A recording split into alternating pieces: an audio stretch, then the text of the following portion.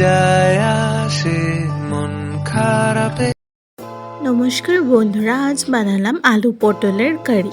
তো প্রথমে আলুগুলোকে কেটে রেখে দিয়েছিলাম আর পটলগুলোকেও। তো ওটার উপর লবণ আর হলুদ দিয়ে অল্প মাখিয়ে নিলাম ভালো করে। তারপর প্যানের মধ্যে অল্প তেল দিয়ে দিলাম, 2-3 চামচের মতো তেলটা দিলাম। তারপর আলুগুলোকে ভালো করে ছেড়ে দিলাম, মানে ভাজতে হবে তো ভালো করে। তো ভাজা ভাজা হওয়ার পর যেরকম গোল্ডেন ফ্রাই হয়ে যাবে তারপর নামিয়ে দেবো। তারপর পটলগুলোকেও এরকম করে ভাজলাম ভালো করে।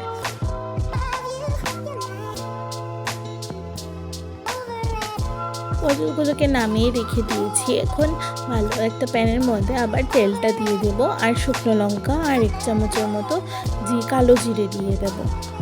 তারপর ফ্লেমটা লো করে 1 চামচ হলদি গুঁড়ো, 1 চামচ লঙ্কা গুঁড়ো আর 1 চামচ লবণ দিয়ে ভালো করে জল দিয়ে মিক্স করে নেব। এখন একটা পেস্ট বানাবো। 1 চামচ শস্য, 1 চামচ পোস্ত আর অল্প জল দিয়ে মিক্সচারের মধ্যে ঢেলে 2-3টা কাঁচা লঙ্কা আর 4-5টার মতন আদা কেটে রেখেছিলাম, ওটা দিয়ে দেব। তো আমার পেস্টটা রেডি। ওটার মধ্যে জিরে গুঁড়ো দিয়ে ভালো করে নাড়িয়ে অল্প ওই পেস্টটা ওই মশলাটার মধ্যে ছেড়ে দিতে হবে।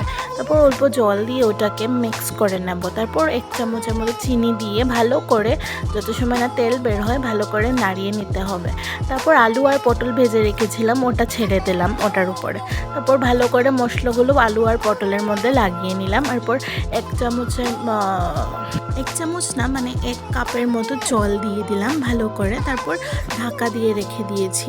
ঢাকানো ওঠার পর দেখলাম ভালো করে যখন হয়ে এসছে তরকারিটা, আমি আর একটু নাড়াচাড়া করে ভালো করে নামিয়ে নেব। এখন তরকারিটা ভালো লাগলে লাইক, শেয়ার, সাবস্ক্রাইব করবেন।